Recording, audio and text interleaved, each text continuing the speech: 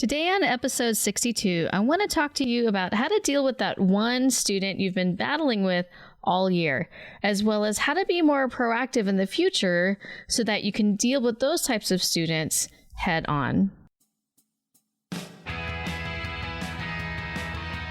Welcome to the Teachers Need Teachers podcast, where we help new and beginning teachers navigate through those crazy first years of teaching so you can maintain your sanity and personal life.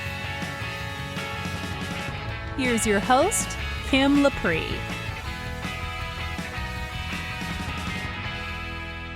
Welcome to the Teachers Need Teachers podcast, a proud member of the Education Podcast Network.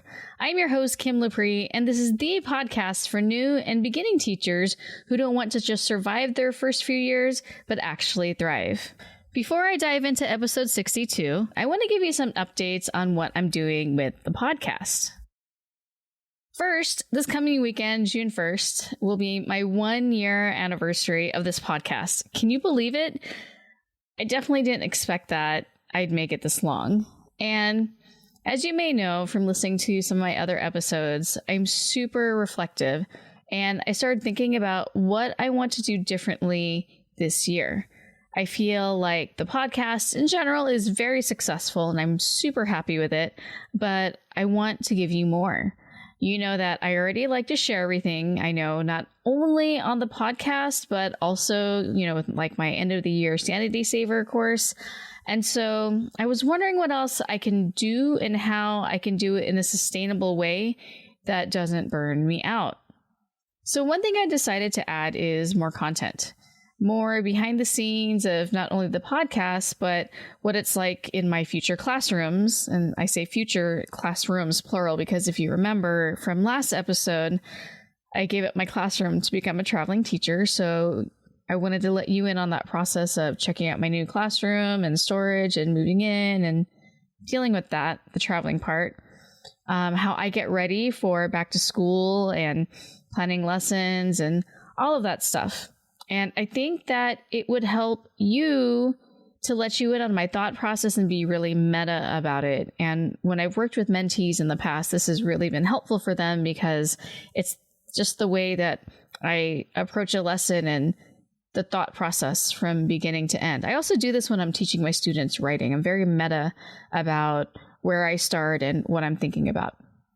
I also wanted to do a lot of all of this stuff where I teach you via video. So some of you may remember me mentioning that I'm not really comfortable on video, but I decided that I want to let you get to know me a little bit better. And so I better just suck it up and do it. So be sure to keep an eye out for that. And I'm going to talk about it more in the next episode. And if you don't want to miss out on hearing about what this new thing I'm going to be doing is, then you want to make sure that you hit that subscribe button so that you get these podcast episodes delivered to you every single week.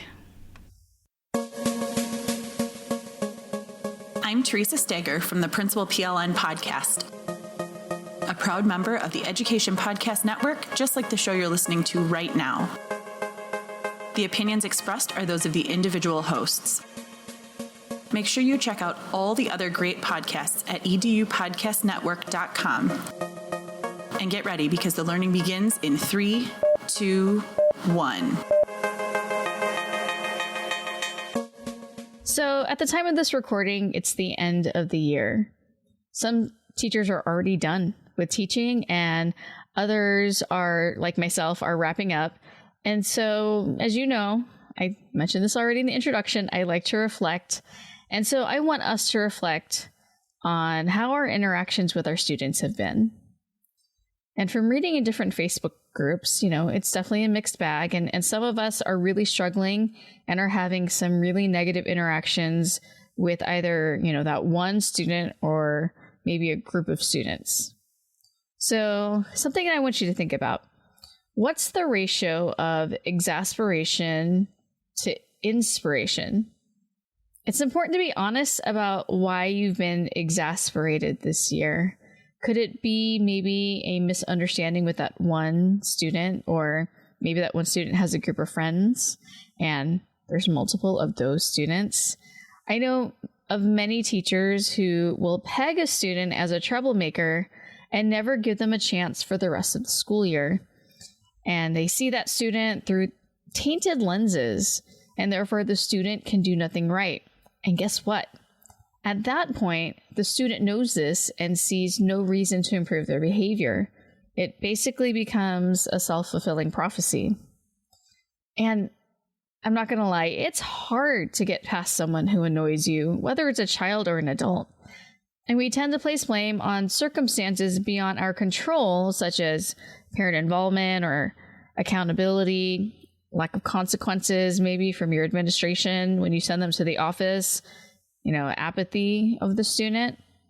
But what did we do to mitigate those circumstances? How have we tried to repair the relationship in order to get a different outcome? So you may be thinking, all right, everyone was tough on me growing up and I turned out okay. Be that as it may, not everyone will have the grit to get past that like you. Many will continue to live life feeling like a failure, being overly defensive, blaming everyone else for their problems, and a lot of times using unhealthy ways to cope with what their life has become. And, sure, that student may have parents that also let them get away with everything. I have a lot of students at this school that suffer from that. Or even worse, I think their parents aren't around to even pay attention to them. And so therefore they need it from you, whether that attention is positive or negative. Or, and I've had several of this, they're being raised by elderly and tired grandparents who don't have the energy to discipline them. So there's not really the boundaries that kids need in order to learn proper behaviors. And maybe the student is a frequent flyer to the principal's office, and it seems like they have detention every day. They show up to your class with nothing more than a bad attitude, and is possibly an instigator of other bad behaviors from other students. Does this sound familiar to you? But the only way to really make change, especially in your classroom, is to be the change. I know that sounds cheesy, but it starts with you. You have to be different than every other adult that has branded that student as less than worthy. And you have to prove it with your actions, not just your words. This means that when they screw up time and time again, you need to forgive them. You need to ditch the judgmental and disappointed tone or looks at them. You're not going to humiliate them in front of the whole class. And any consequences that will be given are going to be very matter of fact, but also are going to be followed up with a private discussion on why you had to do it. So for example, I have a student who has ADHD and is a bit off the wall and can at times really test my patience. And I don't know if I'm just a glutton for misery and pain, but I seat the student right in front of me always. Now, it's not always in the same seat, but I have 3 groups that are directly in front of me, and the student is always there. And so past Kim would be blowing up at the student every day and would always assume that the student is doing wrong. But current Kim and wiser Kim knows better. So right from the start, within the first week of school, I knew that the student was going to be a handful. And so I took it upon myself to really build relationships, or a relationship with that student. I knew that I had to have them on my side right away because I could see that this student could get really out of control and could get other kids out of control. Now, in your situation, while you probably experience microaggressions from students all day long, and especially from that student, the majority of kids still have far more negative reaction when they experience microaggressions from you. At the very basic level, and I want you to think about Maslow's hierarchy of needs, which we learned in our teacher prep programs, kids need to feel safe and secure. But how can they feel safe and secure in your class if they're always in fear of being yelled at? of being put in timeout, of getting an angry look from you? How can that student give you their all if this is their reality all day, every day? And you can bet that they're probably getting something like this at home as well. And if it's at the secondary level, they're probably getting it from most of their teachers. And if you remember with the hierarchy, the next level up is a feeling of belonging. So when you single them out, you basically kill that sense of belonging. Those students are humiliated, ostracized, and they feel less worthy. And while their actions towards you may bring on anger and humiliation, especially if you're not at the point where you're thick-skinned, you gotta remember that you are the adult and should know by now how to deal with those behaviors appropriately, especially as a teacher. But a child, they don't have the agency or resilience or know-how to properly react. So what about those sneaky kids that seem to game the system, who just love to see you upset? Can you imagine what happened to them in their life that brought them to this place? What kind of trauma have they experienced where they've had to learn to lie and cheat and antagonize? Now, I know it's the end of the school year, and you're probably thinking, Kim, why are you just telling me this now? I need to know about this stuff earlier in the year. Here's the thing. It may be too late to repair those relationships with those students or that student, but it's actually the perfect time to think about how you'll handle it differently next year. Because almost every year you will have some version of that student, and sometimes several of them. So let's think about the interactions with this student. The times they misbehaved, the consequences you gave, how you reacted when they acted up during a lesson, the words you used when describing their behavior to their parents, like in an email or a phone call, all of that. How could you have used those opportunities to repair or strengthen your relationship with that student? I mean, sometimes we get in our mind that there's nothing we can do but survive this school year. And we allow ourselves to get an emotional response when we see them even walk into our room because we know they're going to push our buttons, and they do. But remember, you're the adult here. You don't have to like the student, but you need to provide them with the same compassion and empathy that you do for the rest of your students. They deserve the same education in a safe environment. Your constant wrath is not that ideal environment. And whether or not you believe it, they deserve a chance every day to repair that broken relationship with you. Okay?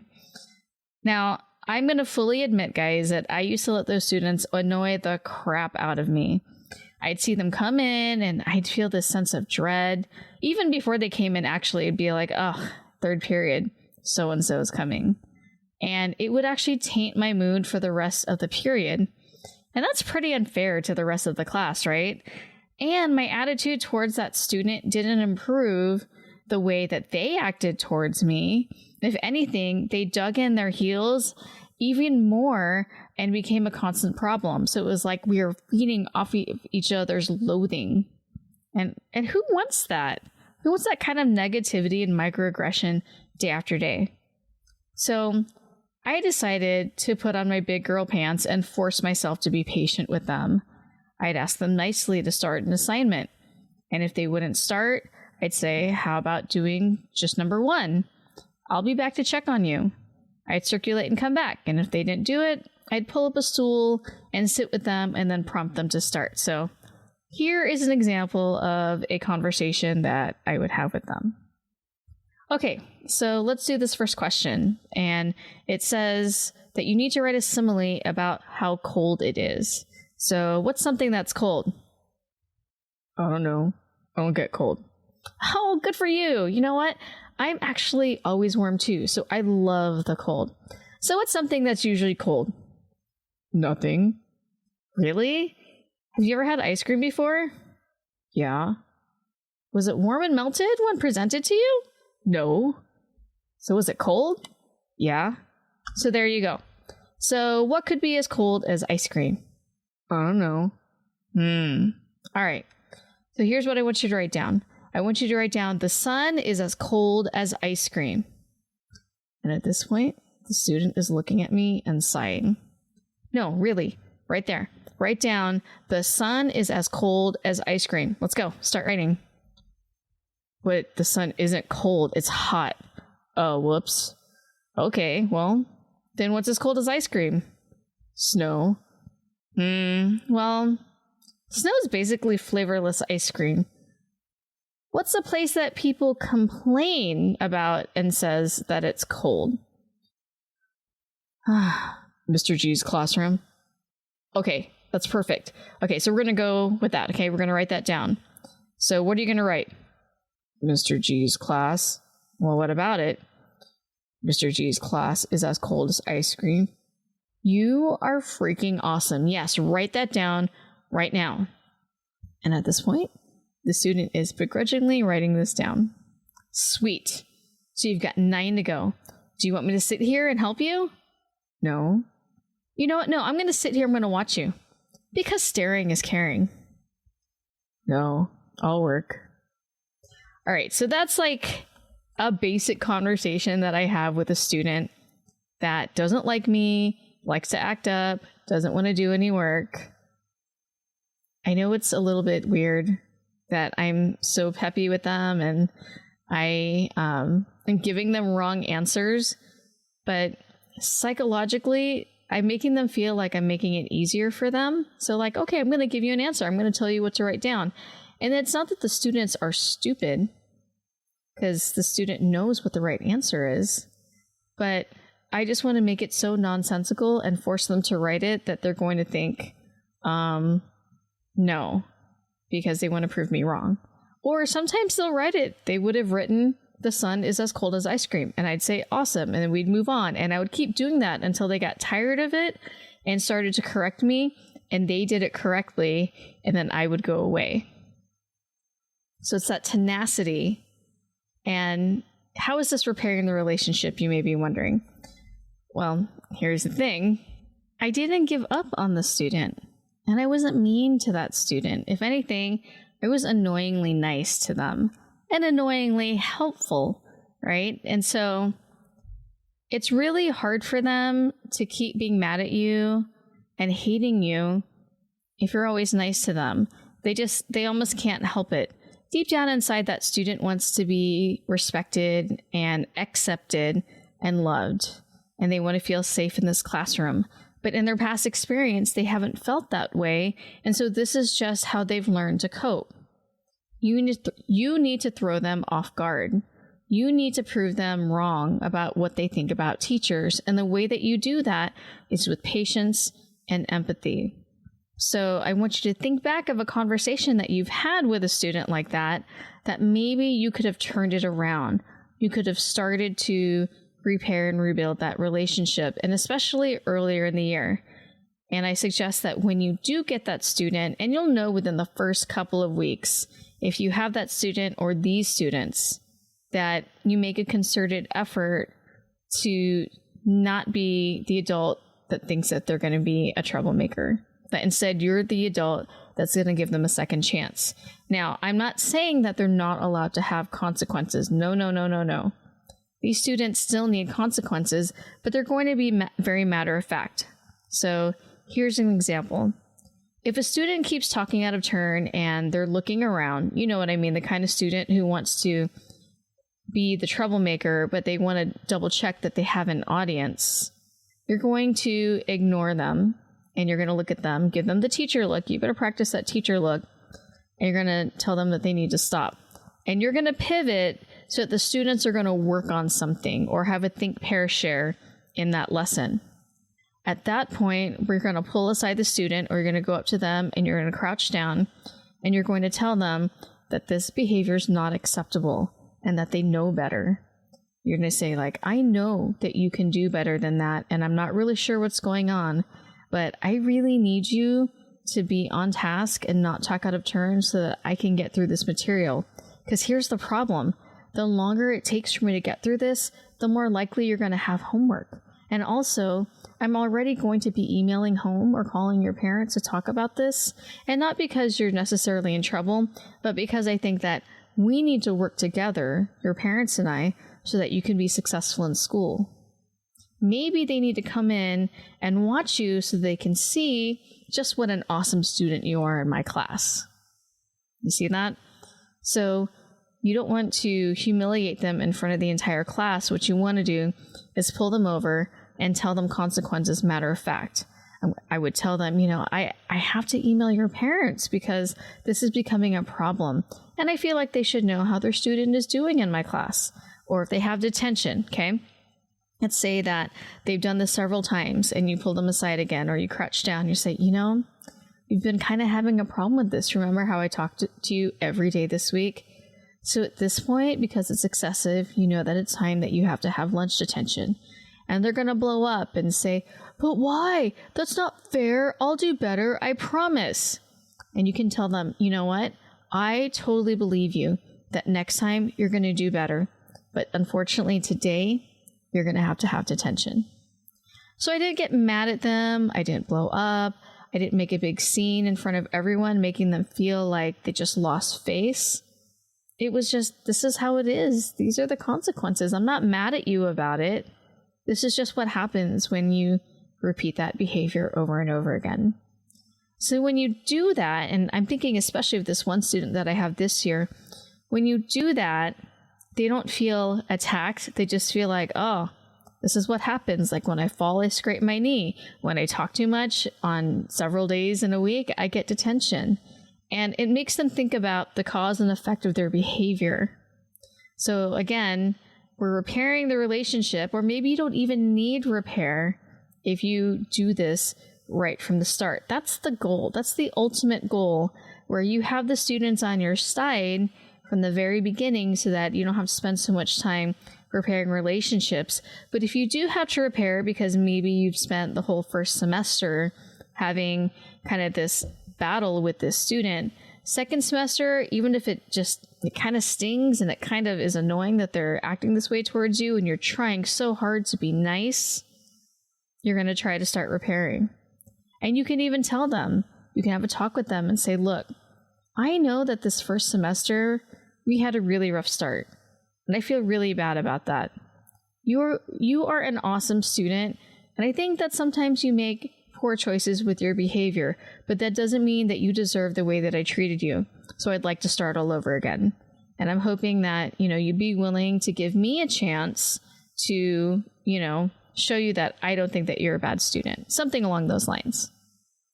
And again, for some of us, we can be very prideful, like I was when I first started teaching English, where I didn't want the student to think that I had to fix the relationship. They're the ones who should fix it. They're the ones screwing up. But remember, you're the adult in the room. So I don't know if this is going to make you feel like happy about this past year, but what I'm hoping is that it's going to make you feel hopeful for next year so that we can move forward and we can keep on working on having positive relationships with our students. And if you have an instance of this past year that you'd like to share with me, go ahead and email me at kim@teachersneedteachers.com. And I'd love to hear your story and how you dealt with it, good or bad. I'm not going to judge you because trust me, I've been there. And maybe we can talk about how to, do it better next year. There's always room for improvement. Thanks for hanging out with me today, you guys, and have a fabulous week. Thanks for listening to the Teachers Need Teachers podcast. Love this episode? Head over to Apple Podcast or Google Play to subscribe, rate, and leave a review.